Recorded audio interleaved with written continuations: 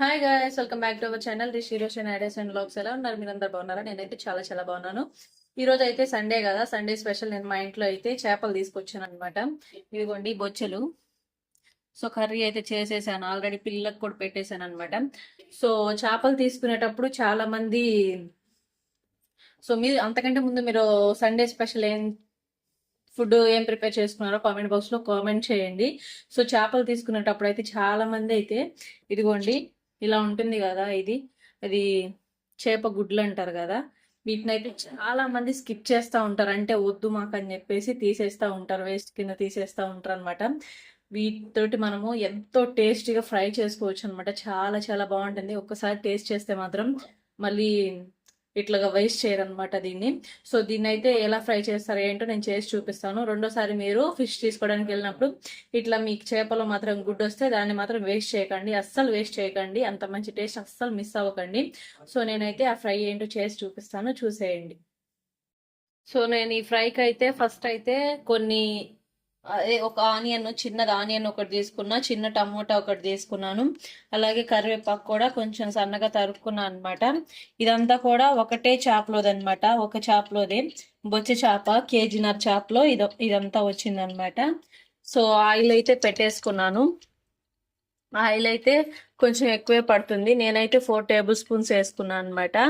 So ఈ oil కొంచెం heat ఎక్కిన తర్వాత వీడియో అయితే కంటిన్యూ చేస్తాను. సిమ్లో పెట్టుకోవాలి. నేనైతే సిమ్లోనే పెట్టుకొని ఉన్నాను గ్యాస్. సో ఆయిల్ అయితే హీట్ ఎక్కిపోయింది. ఇప్పుడు ఫస్ట్ అయితే నేను ఆనియన్స్ వేసుకుంటున్నాను. ఆనియన్స్ కొంచెం మంచిగా ఫ్రై చేసుకోవాలన్నమాట. ఇంకొక విషయం ఏంటంటే, మీకు ఎగ్ ఫ్రై 2 డేస్ అలాగా ఉంటుందన్నమాట. మీకు 2 డేస్ అలాగా నిలువ ఉండాలనుకుంటే మీరు మాత్రం ఆనియన్స్ వేసుకోవద్దు, స్కిప్ చేసేయాలి. ఆనియన్స్ వేసుకుంటే 1 డేనే ఉంటుంది. ఇప్పుడు ఎండలు కూడా ఎక్కువ కాబట్టి 1 డే కూడా మ్యాక్సిమం నెక్స్ట్ డేకి స్మెల్ వచ్చేస్తుంది అనమాట. సో ఆనియన్ వేసుకుంటే టేస్ట్ బాగుంటుంది. సో ఇప్పుడు ఆనియన్ కూడా కొంచెం గోల్డెన్ బ్రౌన్ కలర్లో వచ్చేంత వరకు ఫ్రై చేసుకోవాలి. సో చూసారు కదా, ఆనియన్స్ అయితే ఆ రకంగా ఫ్రై అయినాయి అనమాట, కొంచెం ఎరుపు రంగులోకి వచ్చి. ఇప్పుడు నేనైతే టమోటా, కరివేపాకు రెండు ఒకేసారి వేసేస్తున్నాను.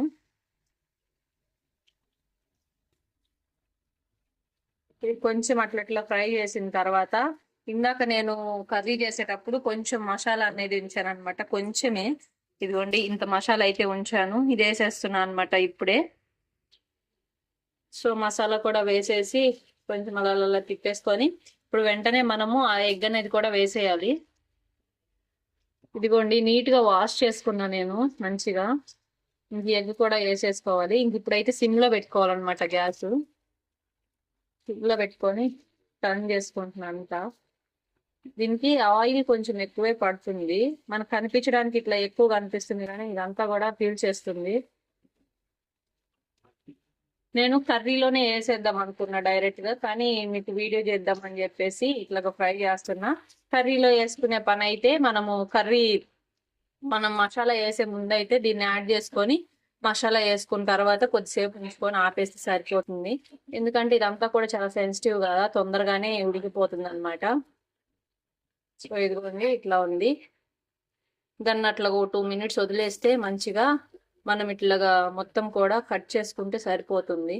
ఇప్పుడే చేసేస్తే మొత్తం గలీజ్ అవుతుంది అనమాట. సో కొద్దిసేపు ఆగిన తర్వాత మొత్తం కూడా ఇట్లాగా స్పూన్ తోటి స్మాష్ చేసుకుందాము. సో ఎక్కువ టైం అయితే ఏం తీసుకోదండి, తొందరగానే అయిపోతుంది. సో 1 మినిట్ అట్లా ఉన్న తర్వాత అయితే నేను మొత్తం కూడా మళ్ళీ ఇట్లా స్మాష్ చేసుకుంటున్నాను. లోపలంతా కూడా మంచిగా నీట్గా మనకి ఉడికేటట్లు అనమాట, అంటే అదే ఫ్రై అయ్యేలాగా స్మాష్ చేసుకుంటున్నాను. మీరు కూడా ఇప్పటి నుంచి అయితే ఇట్లాగా ఫిష్ లో ఎగ్ వస్తే మాత్రం వేస్ట్ చేయకండి, ఒక్కసారి ట్రై చేయండి. ట్రై చేస్తే మీకు నచ్చితే నెక్స్ట్ టైం నుంచి మంచిగా తినొచ్చు కదా. ఇంతకు ముందు ఎవరైనా టేస్ట్ చేసి ఉంటే కామెంట్ బాక్స్ లో కామెంట్ చేయండి. నేనైతే మంచిగా తింటాను. మా పిల్లలు అయితే కొంచెం తక్కువే తిన్నాం, కానీ తినిపిస్తా వాళ్ళకు కూడా. తినాలి, అన్ని అలవాటు చేసుకోవాలి. సో ఈ స్టేజ్ లో అయితే నేను కొంచెం సాల్ట్ యాడ్ చేసుకుంటున్నాను, మన రుచికి సరిపడా అనమాట సాల్ట్. సో మళ్ళీ ఒకసారి మొత్తం కలిపేసుకోవాలి. అయ్యో కింద పడిపోయింది, చిన్న బండి కదా కింద పడిపోయింది. సో చిన్నది సరిపోతుందని చిన్నది పెట్టాను, కొంచెం అయితే కింద పోయింది, పర్లేదు. సో ఇట్లా మొత్తం టర్న్ చేసుకున్న తర్వాత ఇప్పుడైతే నెక్స్ట్ పసుపు పసుపు కూడా యాడ్ చేసుకోవాలి. సో పసుపు కూడా యాడ్ చేసుకున్నాను అనమాట. పసుపు మెయిన్ ఇందులో ఎగ్ల అయితే నీచు వాసనని పోగొడుతుంది అనమాట. నాకు తెలిసి మన నాన్ వెజ్ ఐటమ్స్ లో మొత్తంలో కూడా ఫిష్ చాలా నీచ్ అన్నమాట. మనం ఉప్పుతోటి పసుపుతోటి ఎంత నీట్ గా క్లీన్ చేస్తామో వాటిని అంత బాగుంటది, నీచు వాసన రాకుండా. అలాగే మనకి ఫిష్ కర్రీ మంచిగా రావాలి, మంచిగా టేస్టీగా ఉండాలంటే మనమైతే చింతపండు, కారం, ఉప్పు ఈ మూడు మనకి మంచిగా ఈక్వల్ క్వాంటిటీలో సరిపోయేటట్లా వేసుకుంటే కర్రీ మాత్రం ఎక్సలెంట్ గా వస్తుంది అనమాట. కారం మంచిగా ఉండాలి, కారం, నూనె, అలాగే ఉప్పు, చింతపండు పులుసు, ఇవి మెయిన్ అన్నమాట ఫిష్ కర్రీకి. సో చూసారు కదా, ఇందాక ఆయిల్ చాలా ఎక్కువగా అనిపించింది, కానీ ఇప్పుడు మొత్తం కూడా అబ్జర్వ్ చేసేసింది ఆయిల్. సో మంచిగా నీట్ గా సరిపోయింది నేను ఎంత అయితే ఆయిల్ వేసానో అది. ఇంకా నెక్స్ట్ స్టెప్ వచ్చేసి మనం కారం వేసుకోవాలన్నమాట. నేను కొంచెం తక్కువే వేసుకుంటున్నా, ఎందుకంటే పిల్లలు ఉన్నారు కదా, మళ్ళీ వాళ్ళు తినేదే కొంచెం కొంచెము, ఆ కారం వల్ల మళ్ళీ వాళ్ళు స్కిప్ చేసేస్తే బాధగా ఉంటుంది, అందుకే కొంచెం కారం వేసుకుంటున్నాను. సో నేను లైట్ గా కారం వేసుకున్నాను అనమాట, చాలా అంటే చాలా తక్కువ వేసాను, మళ్ళీ పిల్లలు తినకపోతే వేస్ట్ అయిపోతుంది అని చెప్పేసి చాలా తక్కువ కారం వేసాను. మీరైతే మీ టేస్ట్కి సరిపడా మీరు ఎంతైతే కారం తినగలరో అంత కారం వేసుకోండి. పిల్లలు ఉంటే మాత్రం తక్కువే వేసుకోండి, మళ్ళీ వాళ్ళు స్పైసీనెస్ తినకపోతే బాధపడాలి కదా. సో నెక్స్ట్ ఇందులోకి అయితే ఒక చిన్నులపాయ రెబ్బ ఉంటుంది కదా, అది కొంచెం కచ్చా పచ్చగా దంచుకొని వేసుకుంటే.